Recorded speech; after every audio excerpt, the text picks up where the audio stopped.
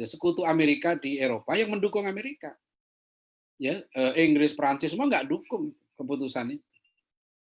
Tapi kan Donald Trump ini dia didukung oleh Kristen fundamentalis yang di Amerika disebut right wing Christian, ya Kristen sayap kanan atau Kristen Zionis Christian, gitu lah.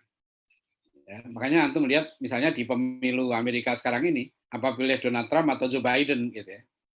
Saya lihat suaranya Ustadz Samsi Ali misalnya, gitu. Dia mendukung Biden, gitu.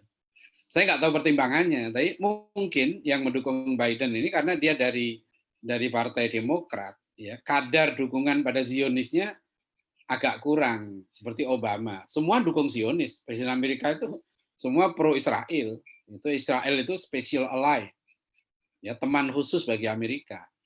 Tapi kadarnya saja. Kalau siapa Donald Trump, ya itu sangat kuat karena dia didukung oleh partai pendukung Kristen sayap kanan. Ya, tapi Donald Trump nggak seperti George Walker Bush dulu. George Walker Bush itu ketika ditanya ya dia, kenapa Anda nyerang Irak waktu tahun 2003? Dia bilang karena ini perintah Tuhan. Jadi simpel dia bilangin. Nah itu nggak ada jawaban seperti itu sebelumnya di Amerika. Dan ada satu buku ya, itu kalau nggak salah saya kutip juga di buku saya Wajah Peran Barat. Satu buku di Amerika menggambarkan zaman George Walker Bush itu setiap hari di Gedung Putih itu dibacakan ayat-ayat Bible. Nah itu ritual mereka. Padahal kan Amerika ini negara sekuler, ya. Tapi dia Huntington di situ menegaskan ya bahwa Amerika ini jati dirinya itu Kristen. Nah kita lihat nanti di dalam buku The Clash of Civilization juga sama.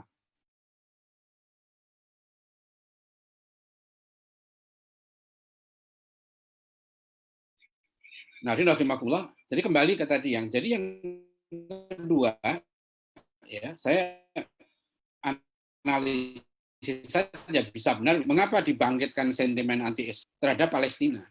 Ya, ke arah sejak Israel didirikan ya 14 Mei tahun 48. Israel itu berhasil ya memanipulasi opini dunia.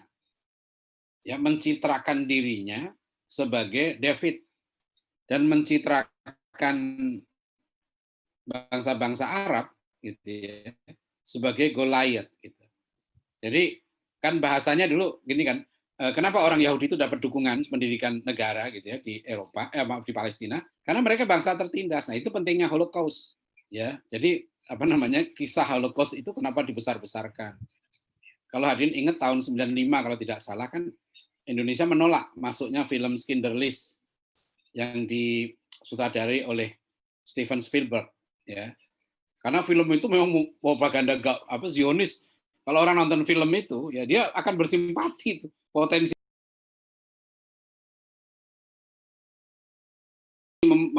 meraih simpati dari masyarakat internasional. Nah sekarang nggak bisa lagi. Kalau kita perhatikan opini global sekarang ini, ya Israel itu nggak bisa mencitrakan dirinya sebagai bangsa yang lemah, yang kecil, gitu nggak bisa lagi. Ya masyarakat internasional sekarang udah tahu bahwa Israel itu nggak benar, gitu loh. Maka dukungan pada Palestina semakin menguat. Negara-negara Amerika Latin banyak sekarang mendukung. Sampai Ronaldo aja pro Palestina. Dia jual sepatunya yang berapa miliar itu untuk mendukung Palestina. Nah ini ya sehingga meningkatnya Islamofobia ya di Eropa ini ya itu memecah paling tidak itu masyarakat Eropa digiring untuk anti-Islam.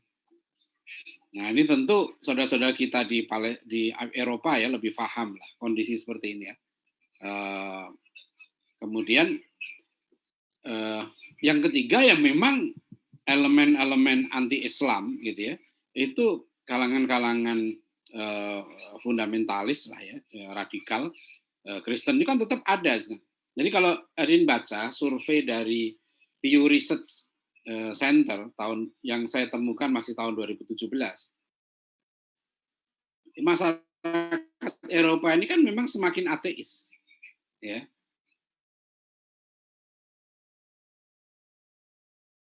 Rata-rata yang mengatakan agama penting itu tinggal 20-an %. ya, Inggris, Prancis, Jerman dengan Jepang. Ya, ya. Di Israel saja yang mengatakan agama penting tinggal 36%. Di Amerika tinggal 53%. Nah, satu survei di Inggris ya menyatakan setengah, ya, separuh lebih masyarakat Inggris itu sudah mengatakan ya has no religion. Ya, mereka tidak punya agama. Nah, di sini memang mengkhawatirkan. Jadi ada yang memang di Eropa ini ya khawatir dengan perkembangan Islam. Ya.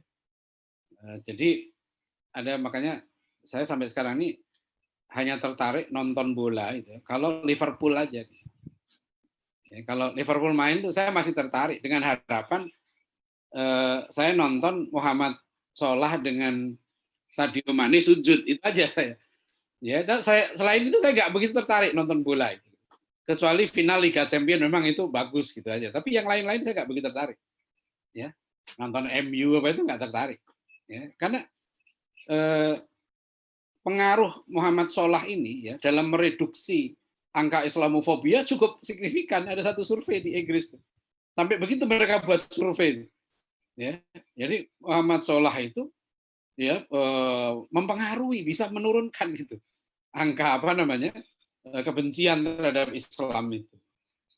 Ya. Nah, antum bayangkan sekarang ini dengan kasus Samuel Paty yang kemudian digambarkan lagi Islam itu kejam segala macam kan, akhirnya orang ini kan perang opini di situ. Oh enggak loh, Islam itu enggak begitu kan gitu. Islam itu sadis gitu. Nah di sini bagi kita juga dilema. Ya bagi kita pada satu sisi ya tentu kita marah, ya, sangat marah, dan tentu ada saudara-saudara kita yang mungkin nggak tahan gitu ya. Ya tidak harus sumbunya pendek kalau soal begini ya, sumbu panjang atau pendek ini kalau sudah lihat Nabi kita dilecehkan begitu nggak tahan. Ya akhirnya apa itu marah kan di apa itu dibunuh, dan cara bunuhnya itu kan luar biasa. Siapa anak remaja 18 tahun itu ya, itu dahsyat betul. Nah, jadi hadirin rahimakumullah ya, ini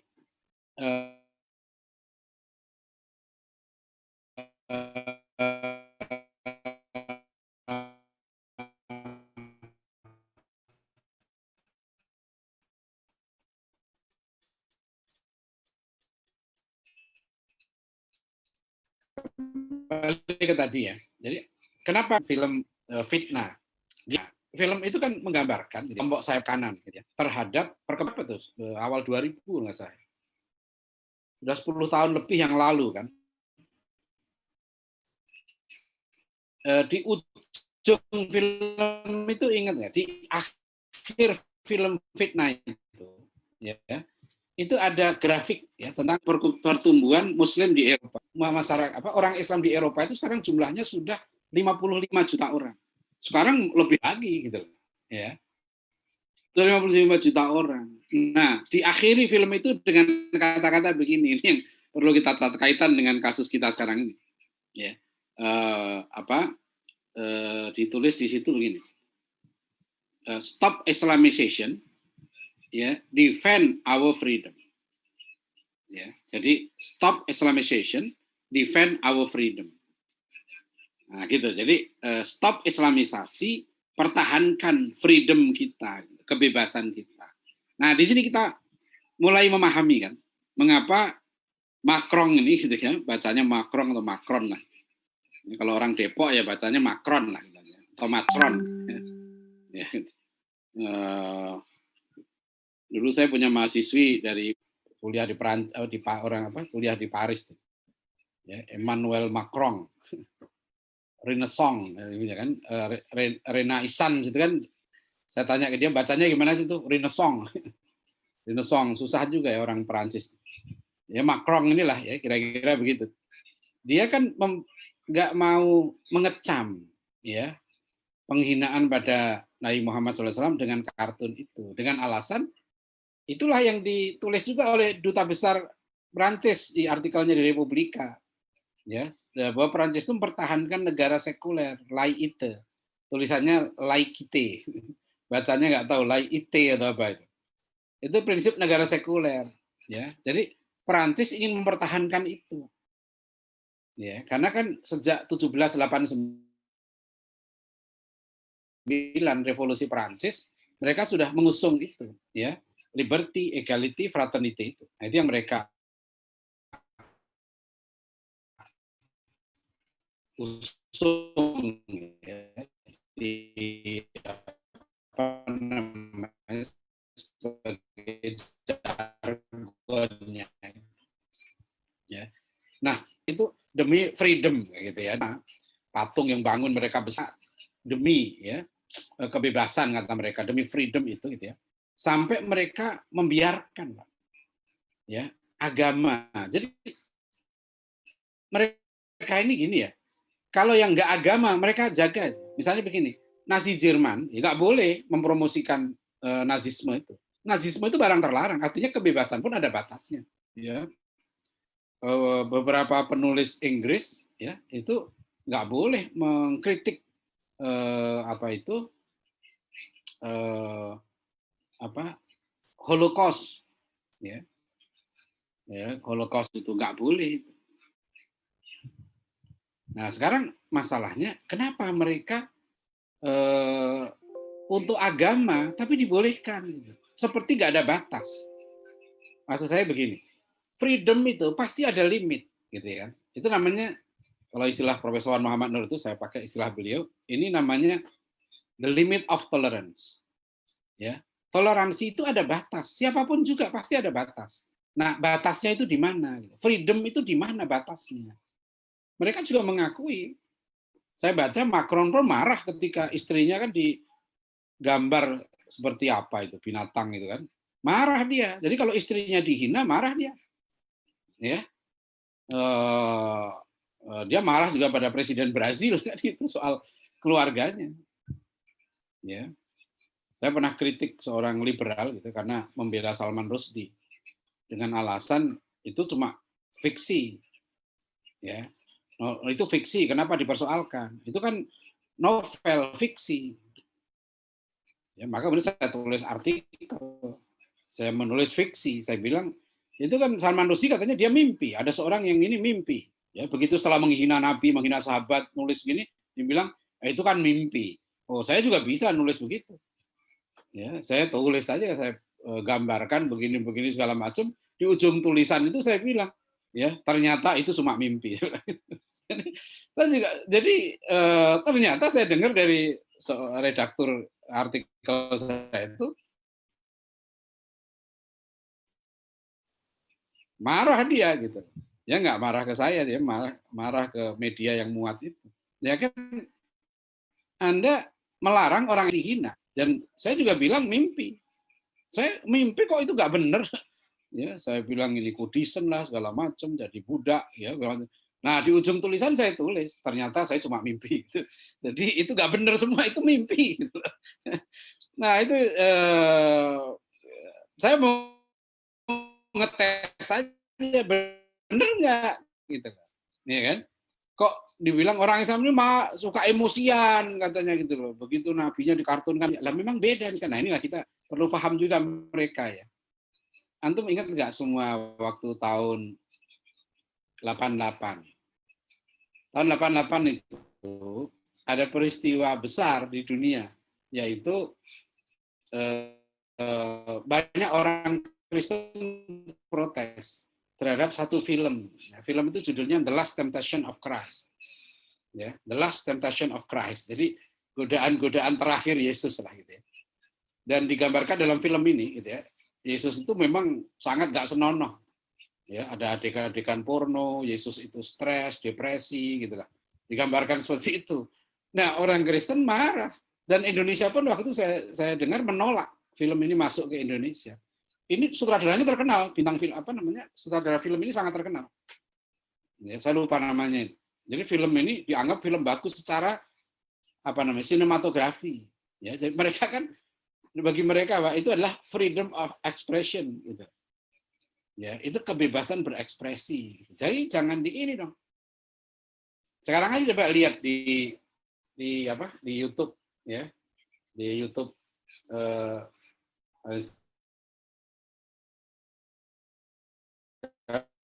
buka YouTube ya, di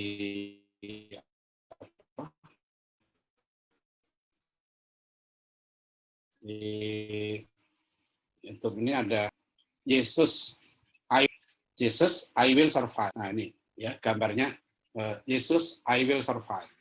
Ini Yesus nyanyi ya, lepas baju tinggal pakai celana dalam gitu ya. Terus jalan-jalan di pinggir kota nanti ujungnya ketabrak bis. Dia nyanyi I will survive.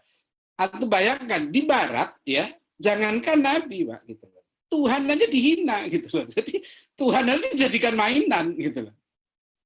Dan mereka nggak dituntut gitu yang begini. Mungkin ya pikiran orang-orang yang bikin kartun ini mungkin ya, saya nggak tahu. Ya di tempat kami Tuhan aja dijadikan mainan kok kan gitu ya kan. Tuhan dipermainkan, difilmkan segala macam. Gitu. Kok orang Islam ini emosian? Nah, gitu loh, jangan-jangan mereka pikirnya orang Islam ini dikit-dikit marah, dikit-dikit marah gitu. Loh, maaf kita bukan seperti Anda gitu. Makanya kan saya tulis artikel maaf Pak Macron ya. Agama kami beda dengan agama Anda gitu loh. Nah, inilah yang harusnya orang barat ini paham. Ya kan? Ini yang marah dunia Islam. Ya, Syekh Al-Azhar semua ini kalau sudah soal Nabi Muhammad ini umat Islam bersatu. Kan ada satu artikel yang saya tulis begitu kan, kebodohan Macron menyatukan umat Islam gitu. Karena menyatukan umat Islam ini susah, Pak. Jadi itu saya ingat kata-kata Profesor Muhammad Nur berkomentar terhadap 212 itu. Beliau membuat kata-kata begini, ya. Umat bersatu ya untuk melawan sesuatu itu susah. Waktu 212 itu kan bersatu melawan sesuatu, itu susah itu. Ya bukan mudah itu. Tetapi bersatu ya melakukan sesuatu itu lebih susah lagi. Nah, di situ kan. Nah, ini begitu persoalannya. Ya, ketika saya ketemu dengan kawan-kawan PA 212 datang ke Dewan Dakwah, kami bicara panjang, ya salah satunya saya sampaikan begitu. Antum sebagai pengurus PA 212 harus ingat bahwa dulu bersatu melawan sesuatu. Sekarang ketika kita mau bersatu melakukan sesuatu, susah. Lebih susah gitu kan. Susah tuh bikin minimarket 212 susah ya kan untuk bikin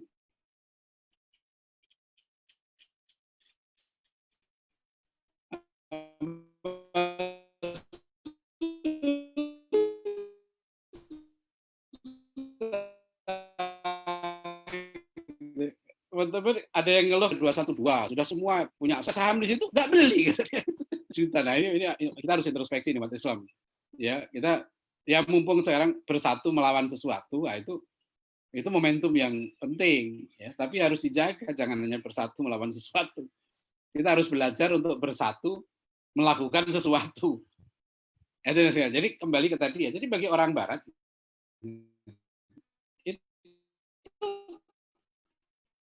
sama juga di sini.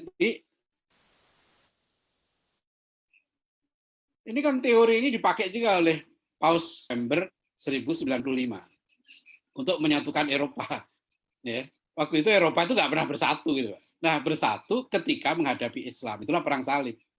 Itu dimulai 25 November 1095. Nah, pidato Paus Urbanus kedua, ya itulah yang kemudian menyatukan Eropa, menyerbu Yerusalem. Gitu. Nanti 4 tahun kemudian kota Yerusalem jatuh ke tangan pasukan salib dan dikuasai selama 88 tahun sampai 1187. Nah, itu. Jadi ini memang sudah masalah lama ya.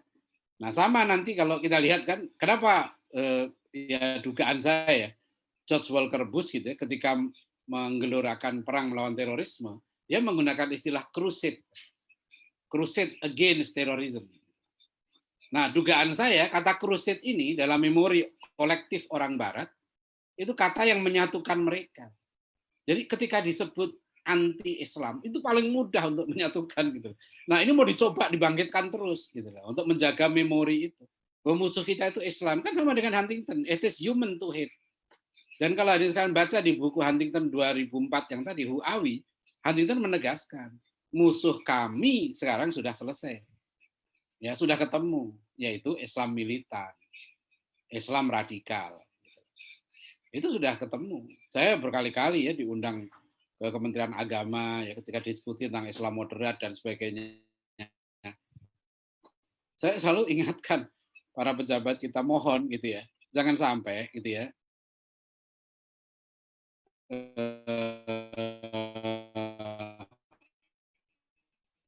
deradikalisasi ini kemudian ditunggangi oleh Menteri Agama. Diskusi akhir masa jabatannya Pak Lukman Hakim, bicaranya 3 orang, ya. Profesor Kamarudin Hidayat, saya, kemudian dengan seorang pendeta. Karena di situ saya lihat buku moderasi beragamanya Kementerian Agama, ya, itu juga meletakkan bukan hanya ekstremisme, tapi juga liberalisme. Itu dimasukkan kategori yang tidak moderat ya, di buku itu. Makanya saya dalam satu artikel menagih itu. Ini kok buku Kementerian Agama gitu ya tentang moderasi beragama ini sekarang nggak dipakai. Gitu loh. Jadi kalau disebut yang dianggap ekstrim kanan, nah yang kiri itu kan liberal. Di buku itu disebut ya kelompok liberal ini ekstrem kiri, gitu loh. Yang itu nggak sesuai dengan beragama secara moderat. Nah, harus adil gitu loh kalau memahami sesuatu ya.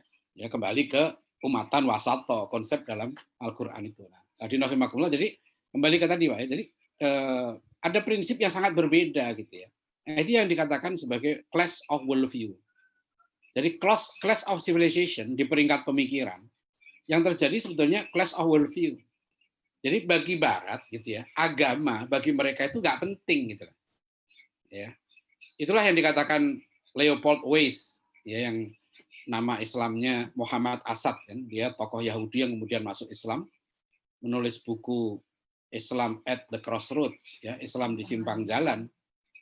Nah, dia menegaskan bahwa hakikat peradaban Barat modern, gitu ya, itu adalah irreligious in its very essence. Hakikat peradaban Barat modern ini adalah anti agama, ya. Jadi, dan kalau ini sekalian lihat ya,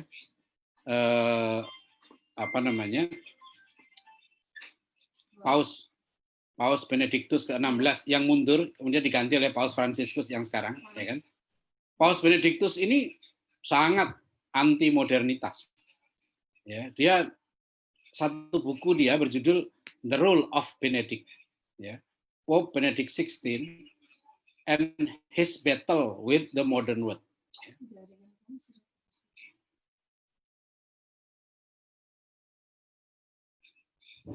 Nih, maaf kalau suaranya saya pakai koneksi tethering, takut pakai koneksi WiFi.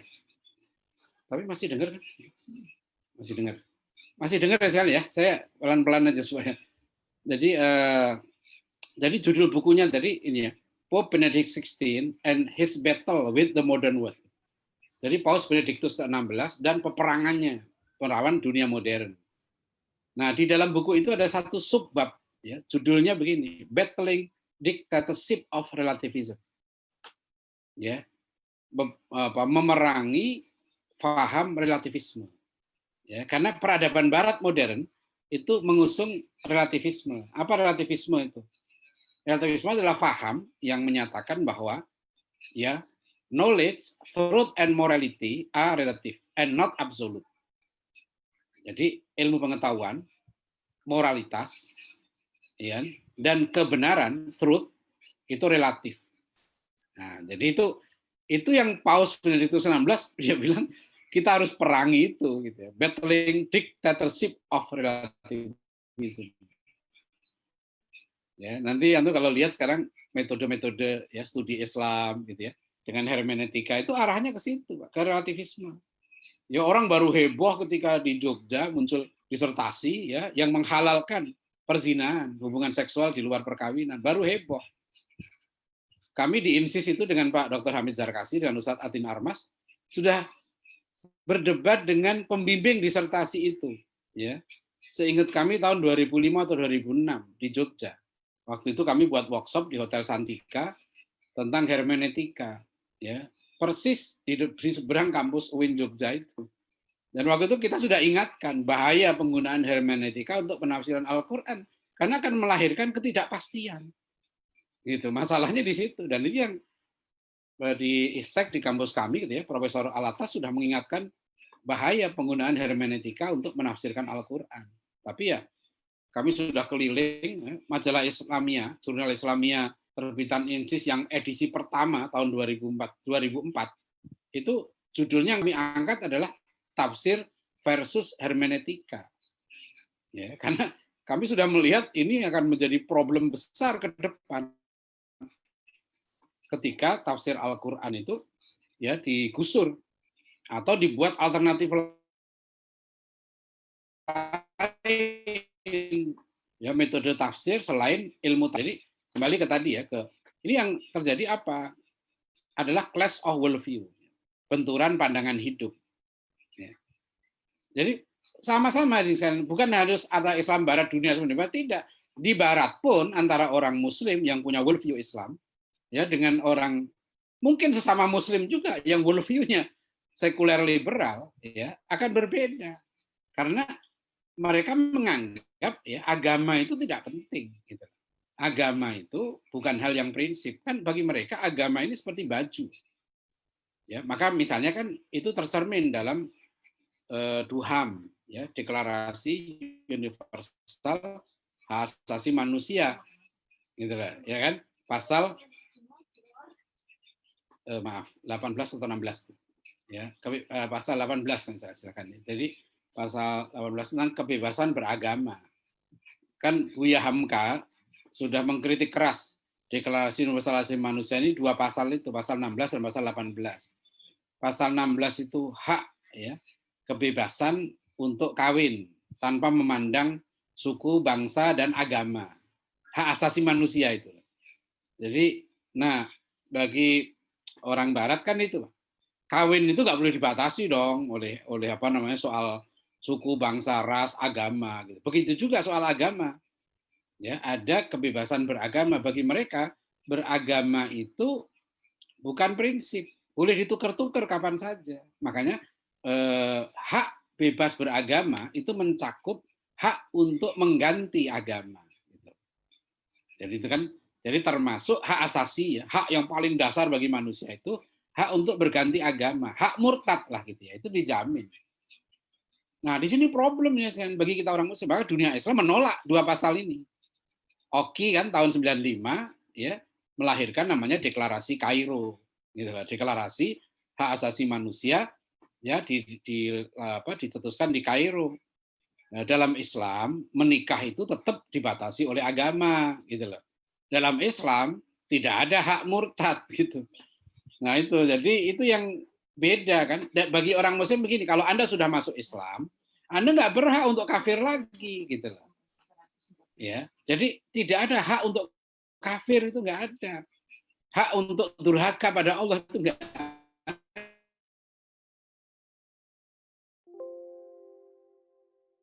Hak untuk maksiat itu nggak ada. Jadi worldview-nya berbeda.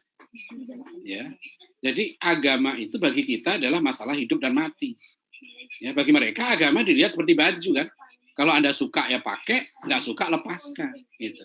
Memandang agama itu beda. Nah disinilah ya perlunya dialog, gitu ya. Perlunya, maksud saya, harus ada dialog, ya. Difahamkanlah orang-orang Barat ini, tolonglah Anda pahami dong. Bagi kami masalah Nabi Muhammad ini masalah sensitif. Jadi kalau bagi Anda, ya, Anda membuat film yang melecehkan Tuhan, ya, mungkin antum masih sangat ingat ya kasus The Da Vinci Code, ya, novelnya Dan Brown kan, terbit tahun 2004 novel itu. Oh, itu kan luar biasa novel Dan Brown. Jadi sebetulnya tahun 90-an ingat saya. Itu pernah terjadi polemik antara Cak Nur dengan Frans Magnus Suseno. Saya belum pegang dokumennya. Ya, tapi saya dengar dari orang-orang dekatnya Nurholis Majid, waktu itu Cak Nur itu dalam satu kajian ya mengangkat novel Holy Blood, Holy Grail. Ya, novel ini mengkisahkan bahwa Yesus itu sebenarnya pernah kawin dengan Maria Magdalena. Maria Magdalena ini adalah perempuan yang dalam Bible Diceritakan dialah yang pertama kali menemukan kubur Yesus itu kosong pada hari ketiga, tinggal kain kafannya. Gitu. Nah, di Holy Blood, Holy Grail, ya, termasuk di novelnya Dan Brown ini diceritakan, memang Yesus itu sudah kawin dengan Maria Magdalena, punya anak, punya keturunan. Ya, keturunan Yesus ini kemudian dikejar-kejar ya oleh Vatikan dari dulu, karena Yesus mewariskan gerejanya bukan pada Santo Petrus, Saint Peter, tapi kepada Maria Magdalena. Gitu. Ya, jadi itu baca deh novel itu menarik, novel apa The Da Vinci Code itu lebih menarik daripada filmnya. Ya, itu sampai saya tulis satu artikel waktu itu ya, kalau nggak salah di majalah Gatra tentang The Da Vinci Code. Kemudian artikel saya dijawab oleh Frans Magnus Suseno. Ya. Dan saya datang ke Frans Magnus Suseno di Triarkara, dan beliau kasih saya satu buku, judulnya Menjadi Saksi Kristus di Tengah Masyarakat Majemuk. Jadi sebetulnya saya pun dengan saya ambil juga dua mata kuliah di Sekolah Tinggi Teologi Jakarta. Satu kelas itu teman saya pendeta semua, hanya saya yang Muslim. Ya, jadi kita sebenarnya gitu ya, kalau dengan sesama saudara sebangsa kita lah, kalangan non Muslim gitu ya, memang kita mengakui ada hal yang sangat berbeda, ya, dan perbedaan itu harus diakui. Nah, disitulah ya kita menolak pluralisme, karena pluralisme ya mau membangun toleransi dengan mensatukan semua teologi itu nggak mungkin. Ya, orang Kristen pun marah itu di kalangan Protestan, makanya lahir buku teologi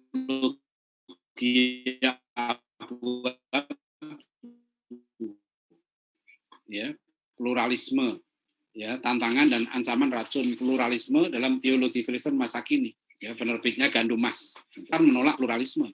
Di Katolik juga di buku Frans Magnus tadi yang Menjadi Saksi Kristus di Tengah Masyarakat Majemuk itu menolak.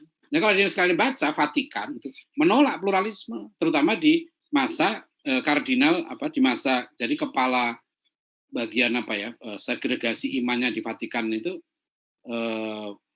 Kardinal Ratzinger. Ratzinger itu yang nanti jadi Paus Benediktus ke-16 ini. Dia itu kalau di Indonesia ada satu buku nulis tentang dia, ditulis Palang Pintu Iman Katolik. Itu beda banget ya dengan Paus yang sekarang, Fransiskus. Ya, sekarang heboh kan dunia, termasuk di dalam Katolik muncul kontroversi karena Paus Fransiskus mendukung ya legalisasi sipil, ya, perkawinan sesama jenis. Bukan legalisasi agama, tapi dia mendukung gitu. Ya, kawin homo, kawin lesbi itu disahkan. Itu luar biasa.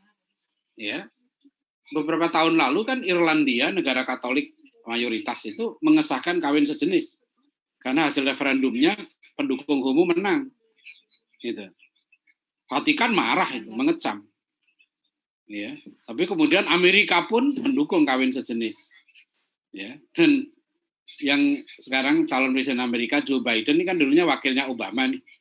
Ya, di satu koran Haaretz, koran Yahudi, dia mengucapkan terima kasih kepada tokoh-tokoh Yahudi karena punya peranan dalam melegalisasikan homo di Amerika. Nah, dengan apa orang Yahudi itu berhasil mengubah persepsi bangsa Amerika dengan medsos dan dengan film. Nah itu. Nah, jadi sekarang Barat ini, masa depan Islam dan Barat ini solusinya sekarang itu membangun dialog. Dan mungkin karena para ulama-ulama kita dulu itu tepat untuk terus melanjutkan Islamisasi di Eropa dan Amerika. Ya, karena sudah tidak punya pilihan sekalian. Jadi prinsip kebebasan ini itu susah dipahami. Karena jelas mereka tidak konsisten. Gitu. Ya. Kenapa orang dibebaskan menghina agama? Gitu. Sementara orang nggak boleh menghina Yahudi misalnya. Dr. Samsudin Arif itu, ya, teman kami di INSIS itu, waktu kuliah di Jerman, postdoktoralnya gitu, atau dokter keduanya lah di Jerman, dia beasiswa oleh di AAD Jerman. Beliau waktu itu menghadiri satu seminar tentang, karena beliau pakar tentang Ibnu Sina, ada seminar di Tel Aviv, ya, beliau diundang ke Israel. Nah, dalam perjalanan itulah beliau ceritakan tentang Israel, Yahudi, gitu. Nah, yang tulisan beliau yang mengkritik Israel itu ternyata dipersoalkan. Dr. Sam ini dipanggil oleh apa konjen kita gitu, karena orang Yahudi di sana protes. Jadi di Jerman pun kata Dr. Sam nggak bebas mengkritik Yahudi gitu. Ya. Jadi itu mengkritik saja nggak, dia diancam akan dipulangkan ke Indonesia. Ya, jadi kebebasan itu tidak mutlak juga di sana. Tapi masalahnya kan tadi, kenapa Anda gitu ya tidak boleh ya apalagi Perancis ya. Perancis itu punya trauma soal Yahudi ini. Perancis itu kan Herzl itu menyusun buku Der Judenstaat, ya. Buku itu terbit 1896, ya. Jadi 1 tahun sebelum Kongres Zionis pertama, 1897. Der Judenstaat, ya, the Jewish State, negara Yahudi. Ide Herzl ini kan muncul setelah kasus Dreyfus Affairs di Paris, ya, di Perancis waktu itu. Seorang pilot Yahudi yang diadili dengan tuduhan mata-mata dan kemudian memunculkan ya teriakan-teriakan anti Yahudi lah. Makanya Herzl punya pikiran bangsa Yahudi ini hanya bisa diselamatkan kalau punya negara sendiri.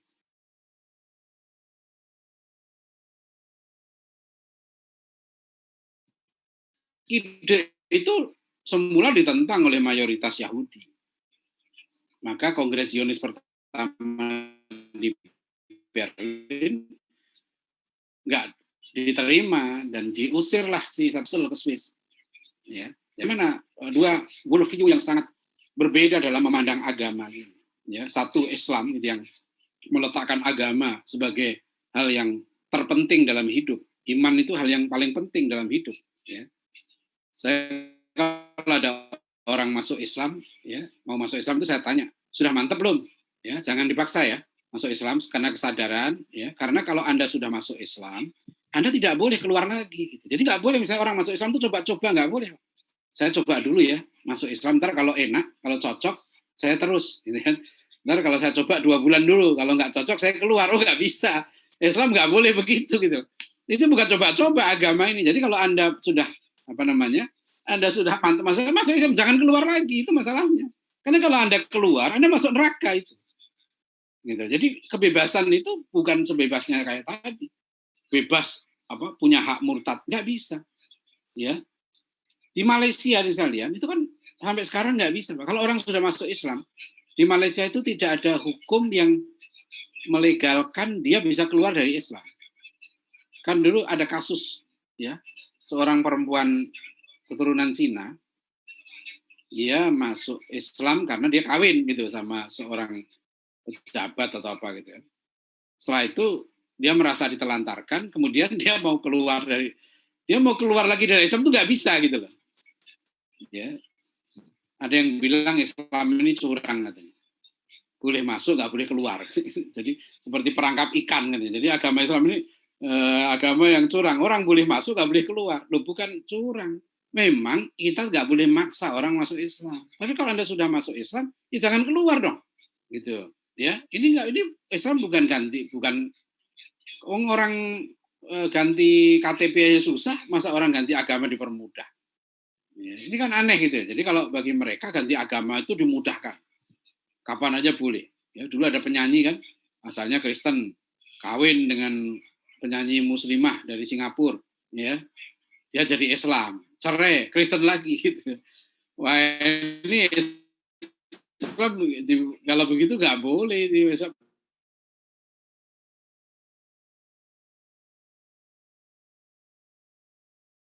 Islam bukan mainan, ya. Nah, ini saya jadi masa depan ya Islam dan Barat ini. Saya melihat ini orang Islam itu sebenarnya sekarang tenang aja. Menurut saya itu tenang aja, nggak usah panik. Kenapa? Karena justru peradaban lain yang panik. Jadi buku Huntington itu bukan satu-satunya buku yang menggambarkan kepanikan Barat. Sampai dia mengatakan hanya Islamlah satu-satunya ya peradaban yang pernah ya meletakkan eksistensi Barat dalam keraguan. Tadi itu ya. dalam sejarah hanya Islam peradaban yang, dan Huntington menyebut and it has done at least twice, paling tidak 2 kali. Ya, saya mencatat paling enggak itu 4 kali pada momentum besar. Ya, satu adalah Andalusia ya, tahun 711. Sebenarnya sebelum itu. Sebenarnya tahun 636 itu dunia barat sudah heboh.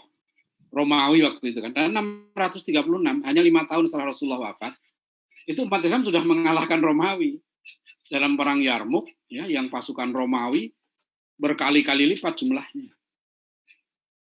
Ya. Saya membaca perbandingan pasukan Islam dan Romawi di perang Yarmuk ini, yang pasukan Islam dipimpin oleh Khalid bin Walid ya. Ada videonya Ustadz Budi Azhari itu. Saya belum membaca sendiri ya kisah ini, tapi Ustadz Budi Azhari menemukan pernyataan Khalid bin Walid yang menyatakan, di mata saya orang-orang Romawi ini seperti lalat. Ya, bayangkan bangsa Romawi terkenal bangsa yang jagoan perang. Pengalaman perangnya ratusan tahun, pasukan mereka sangat lengkap, persenjataannya hebat, ya, terlatih, seragamnya hebat gitu ya, menghadapi pasukan yang dari kampung ya. Bangsa Arab waktu itu belum dikenal di peta dunia. Ya, bangsa Arab waktu itu dikenalnya sebagai perampok gurun pasir. Makanya kan di dalam dialog itu ada pasukan, komandan pasukan Romawi bilang ke Khalid bin Walid kan, ya kalau kalian ingin emas, ingin harta, kami kasih deh, tapi pulang aja. Nanti tahun depan datang lagi, kami kasih lagi. Ya, Khalid bin Walid jawabannya diplomatis. Kami ini bangsa yang suka minum darah. Dan kami dengar darah orang Romawi ini lezat. Jadi dulu lihat sahabat Nabi ini ya, mereka menghadapi pasukan terbaik di dunia, itu nggak minder. Ya. Mungkin saya kadang-kadang saya contohkan sepak bola aja gitu. Itu kayak Persija lawan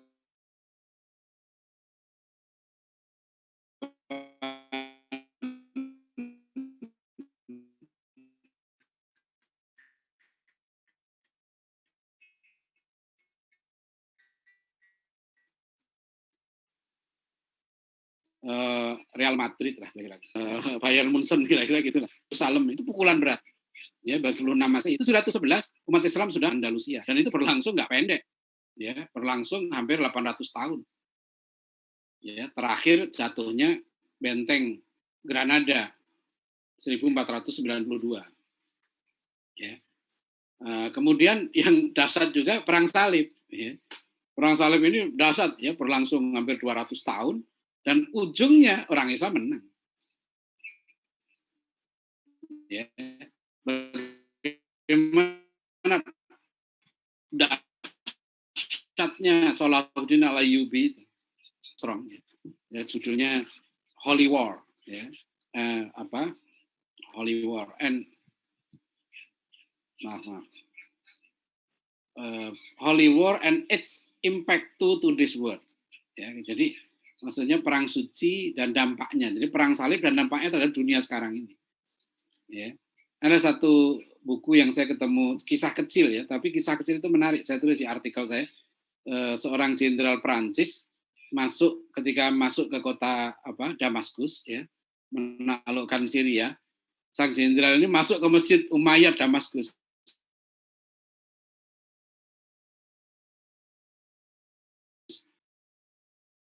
Ya, dan menendang makam Salahuddin gitu. Jadi saking jeng itu masuk sekitar 1918 ya. Gitu. Saladin wake up ya. Antum bayangkan dari 1187 sampai 1918 gitu ya. Masih inget tuh jenderal itu. Saladin gitu ya. Makanya filmnya, saya seneng waktu film judulnya Kingdom of Heaven yang disutradarai oleh Ridley Scott. Itu film itu menggambarkan bagaimana penaklukan Yerusalem direbut kembali oleh Salahuddin Al-Ayyubi di situ, ya.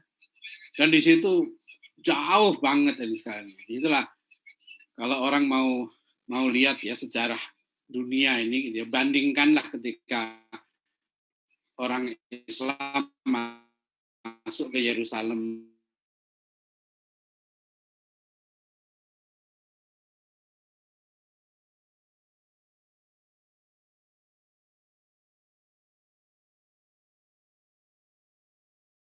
gimana sih kok Nabi Muhammad itu dicitrakan tukang kawin, gitu ya. Dan yang kedua kok kawin dengan anak-anak, dengan Aisyah. Gitu. Terus kok Islam itu agama kekerasan, disebarkan dengan pedang, gitu ya. Ya, tadi saya jawab ya bapak yang nanya ini, Pak, itu sudah ditulis di buku Karen Armstrong ya tentang Nabi Muhammad. Ya, Muhammad satu biografi, gitu kan? Biografi seorang nabi, bukunya Karen Armstrong. Di buku itu Karen Armstrong itu mengkritik begini, ini orang Barat ini aneh gitu. Ya, Nabi Muhammad yang istrinya gitu ya, beberapa itu mereka persoalkan. Tapi kenapa mereka tidak mempersoalkan tokoh-tokoh idola mereka? Ya, kan orang Barat ini suka sekali, misalnya tokoh mereka ini David ya. David itu kan banyak orang Barat pakai nama David kan, David Beckham, ya, David Ben Gurion, gitu, David Copperfield, ya, David itu banyak banget di Indonesia pun banyak orang pakai nama David, ya, ada artis yang bagus itu Muslimnya itu David Khalik, pakai nama David, maksudnya David kalau Daud di dalam Al-Quran ya ceritanya hebat, tapi di dalam Bible, di dalam kitab mereka David ini istrinya itu 300. Gundiknya 700. Maka karena Armstrong itu mengkritik, loh kok Anda mempersoalkan Nabi Muhammad gitu. Tokoh idola Anda itu di Bible ditulis istrinya 300, gundiknya 700. Itu pun masih di Bible diceritakan David nanti masih mengambil dengan paksa istri panglima perangnya sendiri.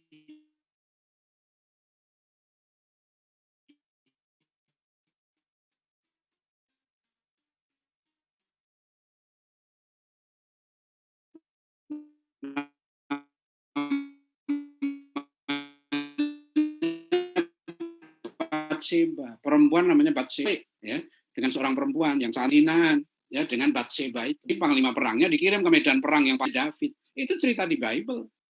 Ya, jadi katakan langsung ya Nabi Muhammad itu lihat kisah-kisahnya, ya siapa yang dikawini oleh beliau. Ya. Kemudian tentang Aisyah tadi saya jawab, kok aneh banget. Kenapa Anda mempersoalkan sesuatu yang bangsa Arab semuanya nggak ada yang mempersoalkan? Aisyahnya nggak mempersoalkan, ayahnya nggak mempersoalkan, bangsa Arab pun nggak mempersoalkan. Bahkan orang yang benci Nabi Muhammad waktu itu nggak ada yang mempersoalkan soal Aisyah. Gitu. Ya. Jadi Anda pakai parameter apa? Anak-anak batasnya apa? Ya, jadi ini tapi saya tahu lah ini yang selalu disebarluaskan ya untuk menjatuhkan gitu ya martabat Rasulullah SAW. Ya. Mereka tidak mengerti tentang apa ya. Jadi cara berpikir gitu ya. Orang kan begini, kalau dia berpikir kan namanya politisi gitu ya. Oh, dia kan politisi. Dia udah biasa berpikir bahwa namanya politikus itu ya tujuannya uang gitu lah. Nah, begitu cara berpikir mereka melihat para sahabat Nabi Khulafaur Rasyidin, cara berpikir mereka itu mereka terapkan gitu loh. Untuk Utsman bin Affan, nah, dia nepotis, lebih mementingkan keluarganya. Sebenarnya itu cara berpikir Anda. Gitu ya kan? Cara berpikir Anda pakai untuk meneropong seorang yang sangat mulia ya namanya Utsman bin Affan. Bagaimana Utsman bin Affan itu seperti berpikir Anda, jangankan soal harta, nyawanya pun sudah dipertaruhkan.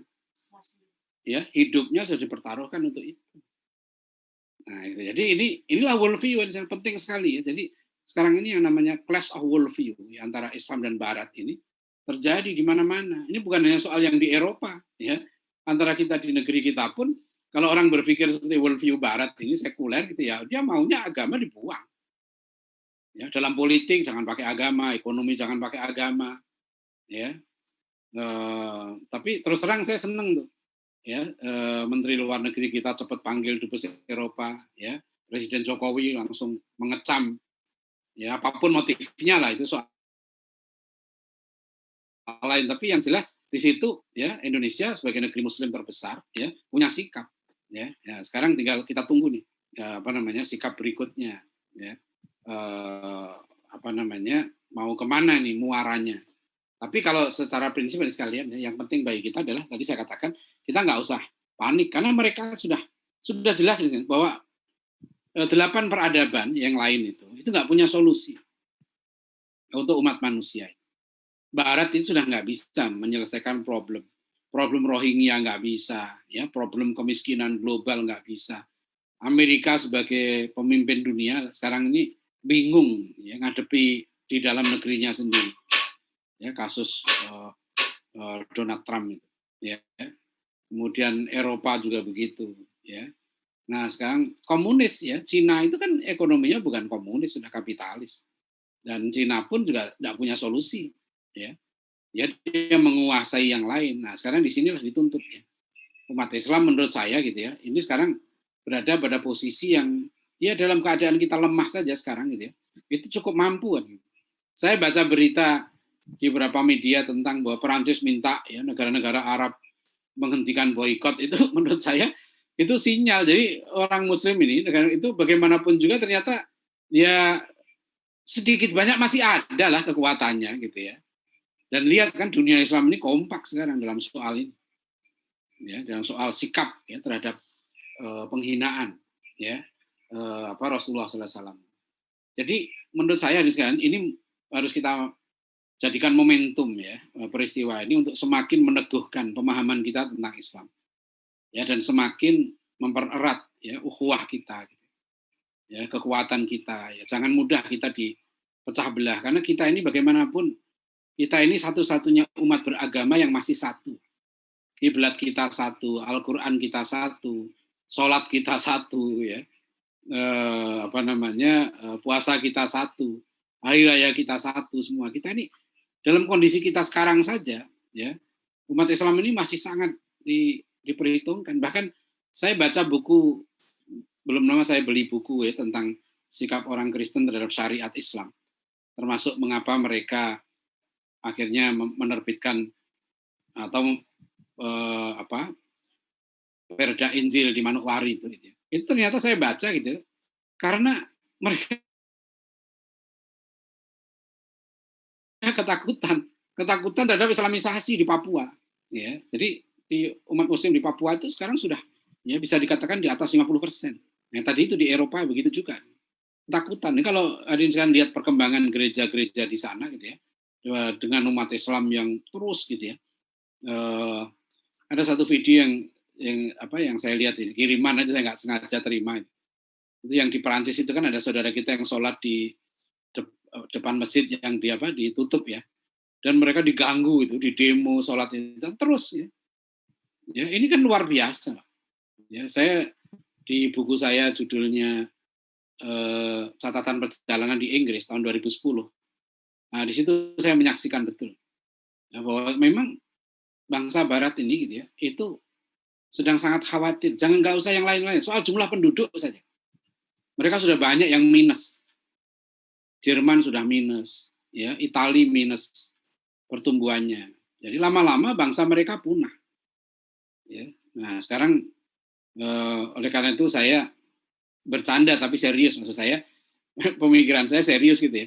Tapi kadang-kadang dianggap bercanda. Padahal saya nggak bercanda. Tahun 2017 saya nulis artikel judulnya di majalah Hidayatullah, Presiden 10 Anak. Ya, jadi kalau saya jadi presiden, program saya One Family 10 Children. Ya, satu keluarga 10 anak. Nah, kita harus kejar Amerika. Kan kita sekarang ini nomor 4. Satu Cina kan 1,4 miliar, 2 India 1,3. Ya. Nah, 3 Amerika. Amerika ini nggak jauh-jauh banget dengan kita. Sekitar 310 juta saja. Nah, kita 270 kan, udah deket nih. Ya, jadi kita ada program ya kan, memperbanyak anak ya. Nah, supaya cepat pertumbuhan. Tapi bukan hanya banyak, karena perintah Allah dan Rasulnya bukan hanya banyak, tapi juga qu anfusakum wa ahlikum naro, banyak dan berkualitas. Ya, jadi jangan takut banyak, tapi jangan asal banyak. Ya. Jadi kita jangan ikut Pak Profesor Bambang Sumanti Bojonegoro kan mengkritik program KB, Pak.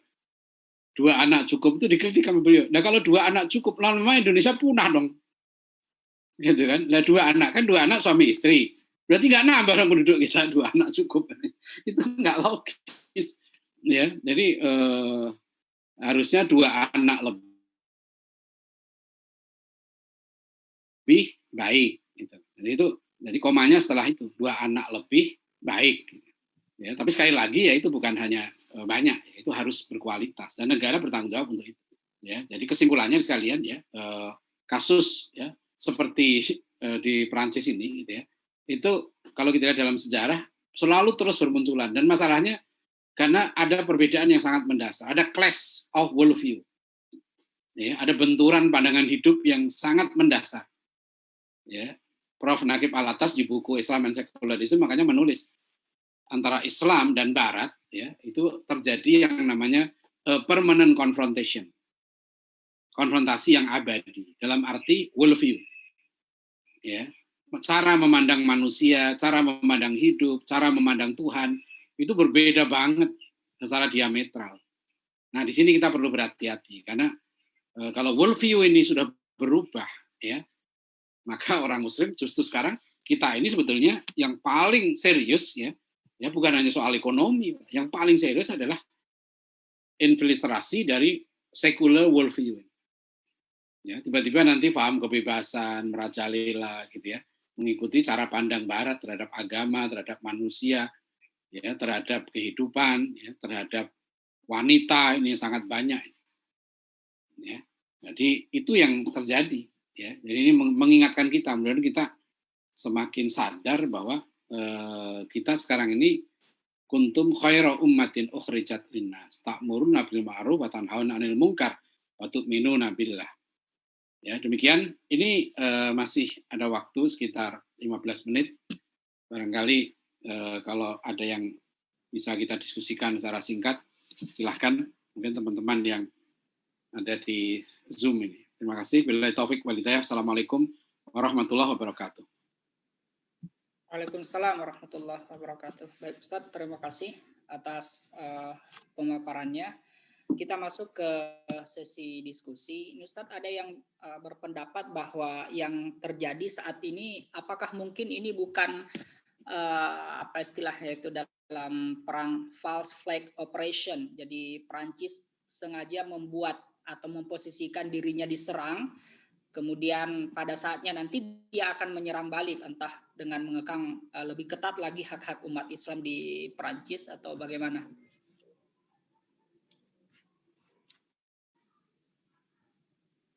Iya, bisa saja analisis itu, tapi saya tidak terlalu yakin karena kasus ini bukan yang pertama.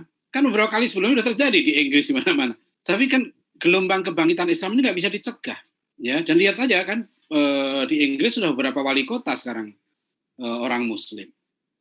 Jadi kampanye mereka untuk anti-Islam, ya, jangankan begitu, lihat aja kasus 11 September. Ya, kalau kita percaya ya dengan bahwa itu adalah konspirasi, gitu ya, yang tujuannya kan juga sama untuk memukul Islam. Tapi yang terjadi kan justru malah banyak orang-orang yang masuk Islam, ya, meskipun banyak itu juga tantangannya berat, ya. Di satu survei di Amerika, pertumbuhan orang yang masuk Islam itu 22%. Tapi yang keluar dari Islam juga 22%, ya, di Amerika. Nah, kalau yang Kristen di Amerika itu unik. Yang masuk Kristen itu 6%, tapi yang keluar Kristen 23%. Jadi jumlah orang Protestan di Amerika itu makin menurun. Sekarang tinggal sekitar 37%. Ya, tahun 48 itu 69%. Ya, jadi di Amerika yang Mahkamah Agungnya mengatakan this is a Christian nation, ya. Atau lihat di survei itu, ya, itu menarik karena jumlah orang Protestan di Amerika terus menurun dari tahun ke tahun. Nah, itu mengkhawatirkan. Jadi kalau saya nggak khawatir, Ustaz Yudi. Ya sekarang cuma orang Islam di Eropa kan terus ya mencoba menjelaskan. Itu kasus kan. Ya. Anak muda yang memotong kepalanya siapa itu? Guru itu ya, guru Perancis itu. Itu kan dia melakukan itu nggak musyawarah dulu dengan para pemuka Islam di Perancis. Kan itu spontan aja dia marah gitu kan. Ya udah orang udah terjadi. Dan memang itulah yang ditulis oleh Syekhul Islam Ibnu Taimiyah dalam kitabnya. Ya, Syekhul Islam itu menulis kitab khusus tentang penghinaan Nabi ini. Judulnya As-Sarimul Maslul ala Syatimir Rasul. Pedang yang terhunus untuk penghujat Nabi. Jadi kitabnya judulnya udah seru gitu ya. Ya, pedang yang terhunus untuk orang-orang yang mencaci maki Nabi. Gitu. Ya, dalam kitab ini dikatakan semua mazhab dalam Islam sepakat. Ya, menghina Nabi itu hukumannya mati.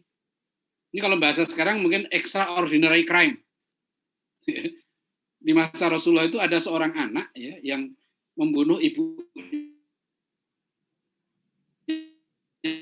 sendiri, dan Rasulullah diyaki Rasulullah.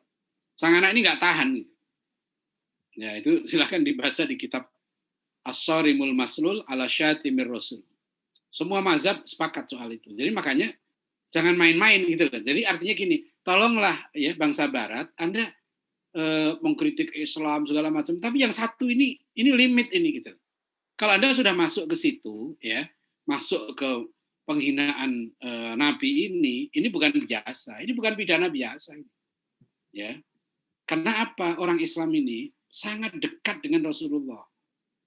Kita ini 24 jam itu bersama Nabi gitu. Itu nggak ada seorang manusia pun di muka bumi ini ya yang namanya disebut 24 jam, didoakan dan diikuti ya seluruh ucapan dan tindakan, bahkan diamnya beliau, kecuali Nabi Muhammad SAW. Jadi memang spesial betul. Bahkan Prof. Nakib Alatas itu membuat simbol istek ya, famadza ba'dal haqqi ila dhalal, itu ada lingkaran di tengah. Prof. Alatas tidak menulis Allah di tengah itu, tapi Muhammad. Ya, karena Muhammad itu inti sekarang ini. Kita itu mengenal Allah itu dari Rasulullah gitu.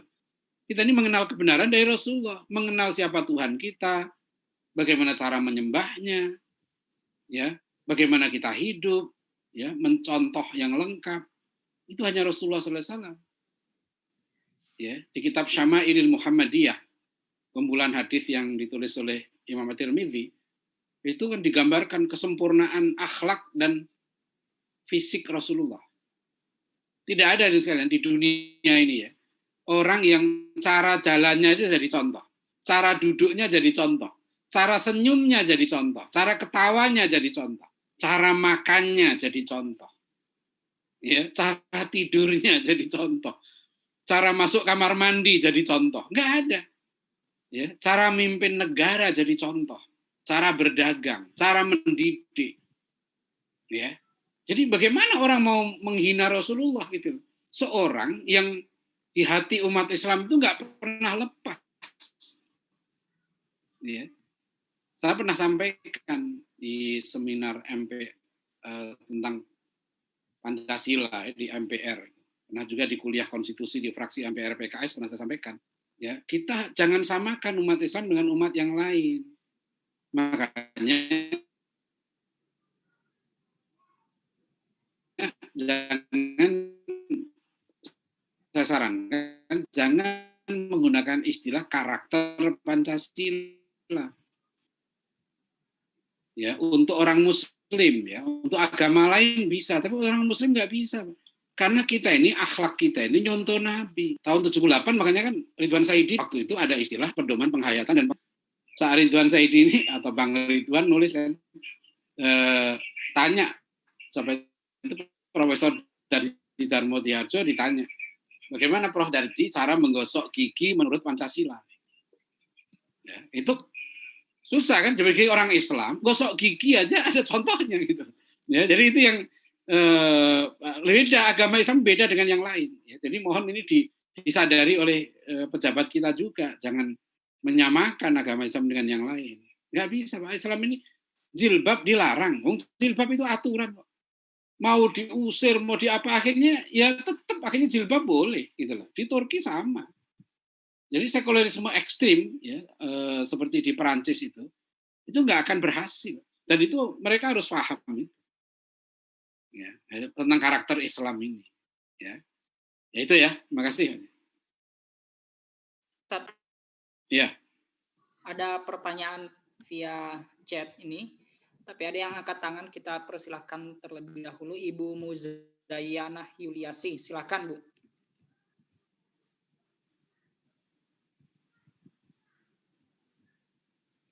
Ya, silakan Bu. Ya. Bismillahirrahmanirrahim. Assalamualaikum warahmatullahi wabarakatuh. Waalaikumsalam warahmatullahi wabarakatuh. Ya. Izin bertanya Ustadz, bagaimana pengaruh semua aspek kebudayaan Islam di tengah-tengah masyarakat Barat semenjak kejayaan Islam sampai dengan runtuhnya Khilafah Islamiyah berakhir di Turki di tahun 1924 hingga saat ini. Dan bagaimana juga menghadapi pengaruh budaya Barat terhadap umat Islam, khususnya masalah pemikiran. Apakah ada kompromi antara kebudayaan Islam dan kebudayaan Barat tersebut? Terima kasih Ustadz atas pencerahannya. Wassalamualaikum warahmatullahi wabarakatuh. Waalaikumsalam warahmatullahi wabarakatuh. Ya, di internet ya, mungkin kalau Ibu buka, saya coba cek ya, di Google gitu ya, 1001 Inventions, ya.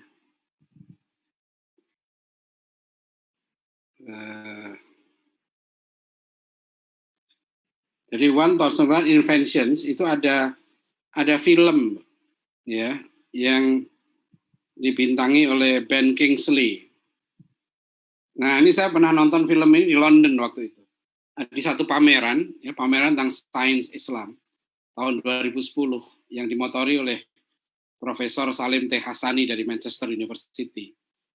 Nah, di 1001 Inventions ini juga satu yayasan yang menerbitkan satu buku juga. Kalau nggak salah sudah diterjemahkan dalam bahasa Indonesia. Ya. Banyak sekali ya pengaruh ya, terutama sains Islam ya nanti ke dunia Barat. Dan lebih jelas lagi ada satu artikel yang saya tulis tentang buku What Islam Did for Us. Di internet mungkin ada ya, apa namanya? Coba saya cek.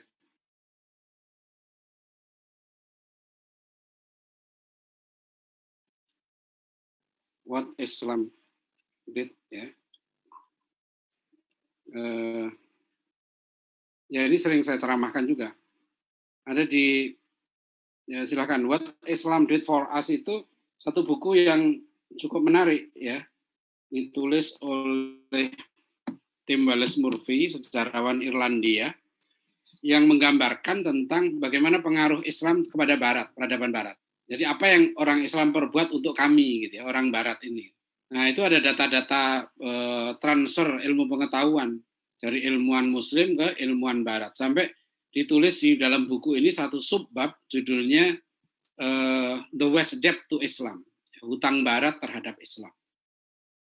Jadi di buku ini digambarkan kami katanya bangsa Barat ini tidak akan pernah mampu membayar hutang kami kepada kaum muslimin sampai kapanpun. Ya, karena begitu besarnya gitu ya. Dulu kami ini belajar sains ya. Jadi umat Islam itu pernah memimpin sains dan teknologi itu 700 tahun. Nah, itu bukan hal yang kecil ya. Ya, bahkan di saat anak-anak kita diajarikan arok, ken dedes gitu ya. Abad ke-12 13 itu kan kisah ken arok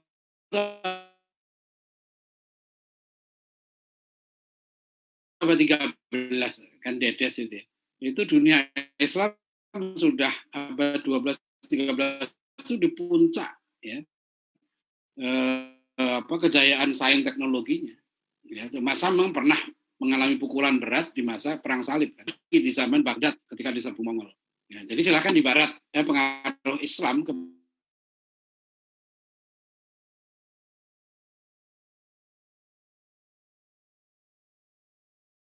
terutama dalam sains dan teknologi. Masalahnya bangsa Barat kemudian kapok gitu dengan agama, ya traumatik. Ya, itu yang salah satu trauma mereka itu ketika mereka masuk ke masuk ke era Renaissance, ya Renaissance itu mereka bilang rebirth. Jadi bangsa Barat ini ketika mereka dipimpin oleh agama, gitu ya, mereka menganggap diri mereka mati dan mereka lahir kembali, sudah membuang Tuhan. Mungkin ini ya kata-kata filosof Prancis Jean-Paul Sartre ini mewakili, itu ditulis oleh Karl Armstrong dalam buku History of God. Ya. Kata-kata Jean-Paul Sartre ini dia mengatakan even if God existed, ya, we must reject him. Ya, since the idea of God negates our freedom. Ya, lihat, kata-katanya menarik sekali dia. Jadi bahkan andaikan Tuhan itu ada, itu harus kita tolak. Ya, sebab ide tentang Tuhan itu membunuh kebebasan kita, sama kayak tadi ya.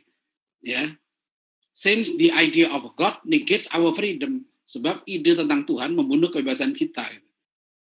Ya, di masa Yunani dulu ada seorang seorang filosof atau apa namanya itu, Quintus Horatius Flaccus. Dia menganut paham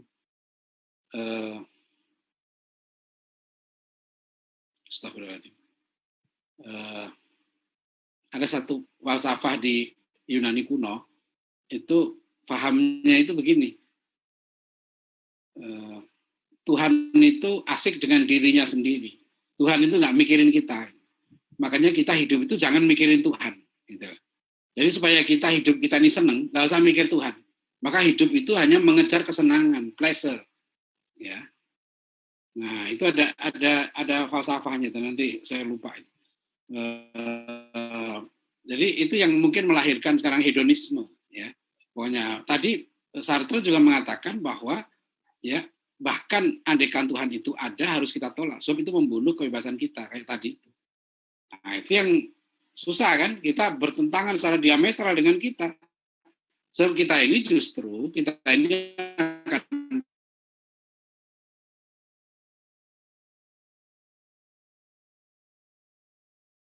bahagia kalau kita berzikir pada Allah. Ala bidzikrillah tatmainnul qulub. Nah, di sini nih yang diametral. Ya.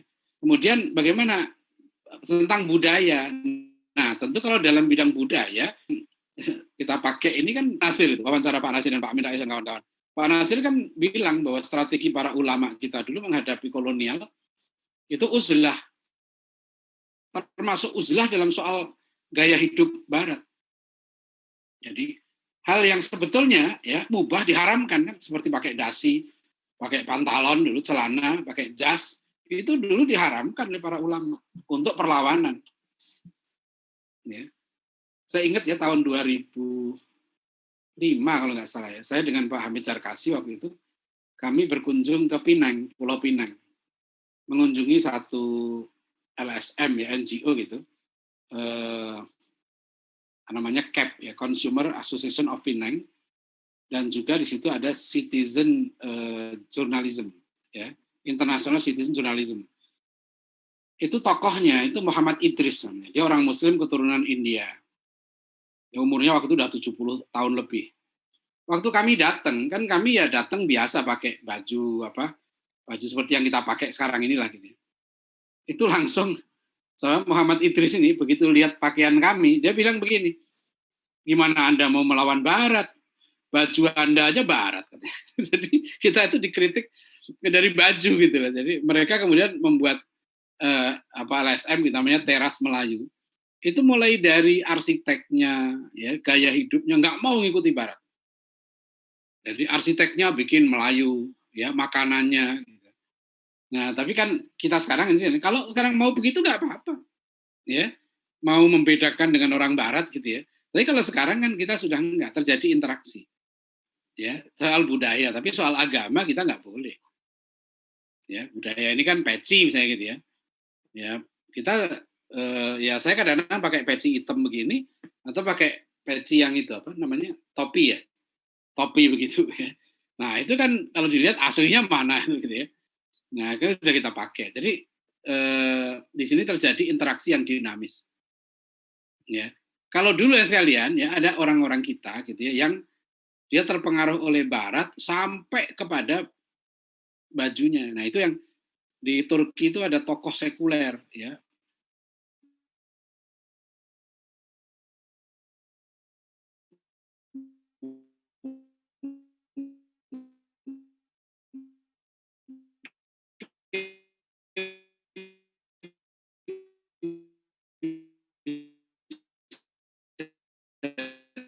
Dikatakan inspiratornya Kemal Atatürk ya. Jadi dia bilang ini, we must borrow ya the Western ya, civilization ya totally lah.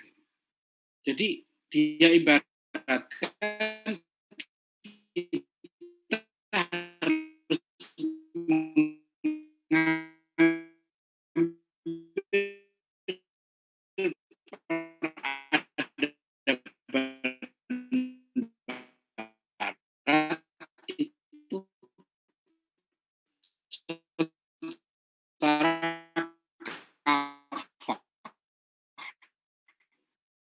seperti kita juga durinya. Nah, gitu teorinya. Kalau mau maju, ambil bana ya ketika 24. Ya, jadi ada yang ya, dengan total. Nah, kita nggak begitu. Jadi kita menerima peradaban Barat dengan kritis. Jadi kita tidak anti Barat, karena kita mengakui juga Barat ini dalam banyak hal telah melakukan banyak kemajuan dalam bidang peradaban. Ya, kita tidak anti bahasa Inggris kan, kita tidak anti ya sains teknologi Barat, ya kita tidak anti bahasa Perancis dan sebagainya, ya tapi world view-nya itu, ya, pandangan hidupnya itu yang kita berbeda. Nah begitu Bu Mas Yana ya, terima kasih. Baik. Ini waktunya sudah lewat sebenarnya, tapi kalau masih ada yang satu silahkan barangkali.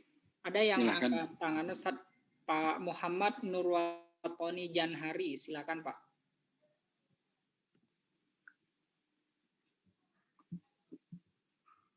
Halo. Bismillahirrahmanirrahim. Ya. Halo. Ya, silakan. Bismillahirrahmanirrahim. Assalamualaikum warahmatullahi wabarakatuh. Waalaikumsalam warahmatullahi wabarakatuh. Nama saya Muhammad Nurwatoni Janhari. Saya sekarang semester 5 di salah satu perguruan tinggi Islam negeri di Indonesia. Dan ini pertanyaan saya pernah baca di dalam buku Dr. Anwar Tiar Bahtiar tentang pertarungan pemikiran Islam di Indonesia dari Haji Muhammad Rosyidi sampai INSIS gitu. Di dalam buku tersebut dijelaskan bahwasanya berbagai tokoh-tokoh Islam liberal yang ada di Indonesia. Sehingga saya ingin menanyakan bagaimana sih standar orang dikatakan sebagai Islam liberal tersebut. Sekali lagi, bagaimana standar orang dikatakan sebagai Islam liberal? Mungkin itu saya pertanyaan saya. Wassalamualaikum warahmatullahi wabarakatuh. Waalaikumsalam warahmatullahi wabarakatuh. Terima kasih. Jadi begini, kalau di dalam masalahnya begini, istilah liberal itu bukan dari bahasa Arab ya. Jadi kalau kita mengatakan liberal itu kan harus ada ininya, harus ada akarnya. Karena ini bukan dari bahasa Arab, bukan dari Islam istilah ini, kita harus cari definisi pada mereka. Apa sih yang dimaksud dengan liberal?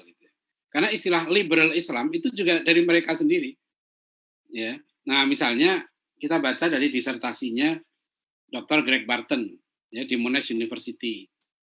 Yang sudah diterjemahkan dalam bahasa Indonesia, diterbitkan oleh Paramadina dengan judul Gagasan Islam Liberal di Indonesia, itu terbit tahun 1999 di Indonesia. Nah, di dalam buku ini ya ada 4 kriteria atau program Islam liberal di Indonesia itu. Ya, 1 itu adalah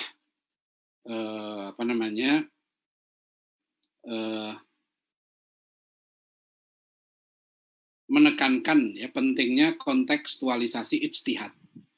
Nah, di sini nanti. Jadi kalau nanti ciri-ciri orang yang berpikir liberal gitu ya, lihat saja dia dalam berijtihad ya lebih mementingkan konteks daripada teks. Di sini nanti masuk metode hermeneutika. Nah, coba nanti dari situ salah satu cirinya. Yang kedua ya mengutamakan rasio ya di atas nas. Ya, rasionalitas dan pembaruan itu dipentingkan. Yang ketiga, nah ini ya mempromosikan pluralisme.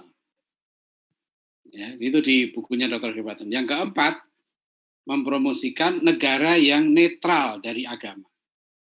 Jadi kalau dari standar Islam liberal dari Dr. Greg Barton ini tinggal dimasukkan saja. Ya, nanti kalau misalnya kita masukkan nih, si A ini liberal atau enggak, ya sudah idenya. Masuk enggak kriterianya? Oh, dia liberal dalam hal ini ya. Jadi kadang-kadang begini, kita tidak bisa kadang-kadang mengatakan oh dia liberal dalam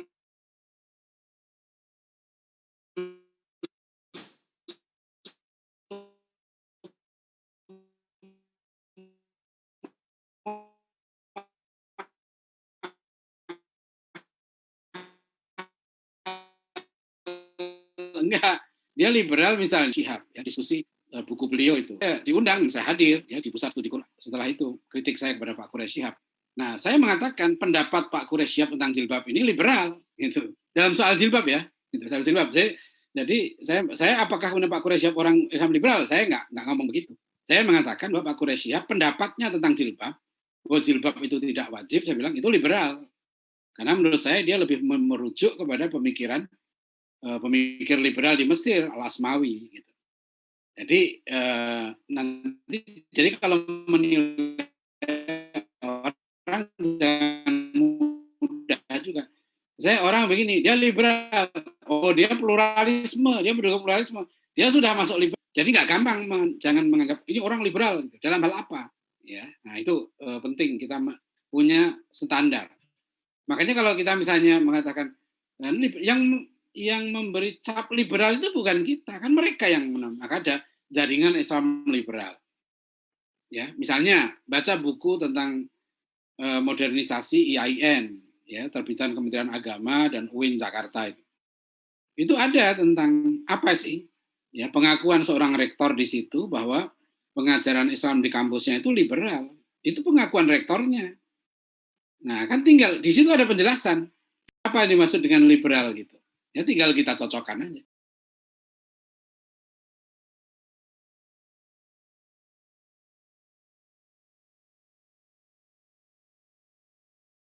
Tadi itu. Jadi kalau dia masuk dalam daftar misalnya ilmuwan liberal, ya sudah bisa buktikan nggak? Oh ya ada pendapatnya yang liberal. Ya. Nah, cuma kadang-kadang gini, ada liberal itu ada kadarnya juga, ya. Tapi kalau liberal sudah kafah, ya, sempurna dia liberal. Ya, dia kalau sudah misalnya dekonstruksi syariah, ya, pemikirannya kemudian dekonstruksi konsep wahyu, ya, dekonstruksi tafsir, sampai akhirnya pluralisme agama. Oh, itu sudah sempurna. Ya, itu sudah sempurna dia liberal. Ya, tadi menggunakan kriteria dari Dr. Greg Barton ya di disertasinya Monash University. Baik Ustaz.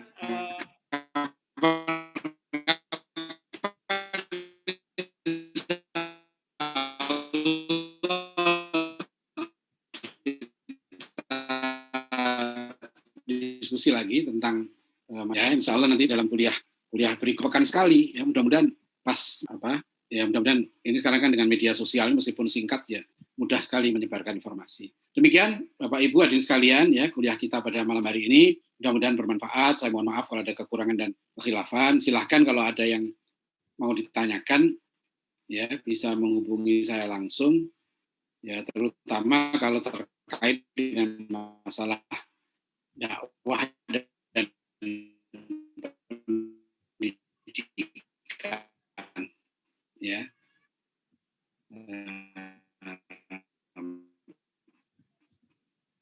Itu saja yang bisa saya sampaikan. Billahi taufik wal hidayah.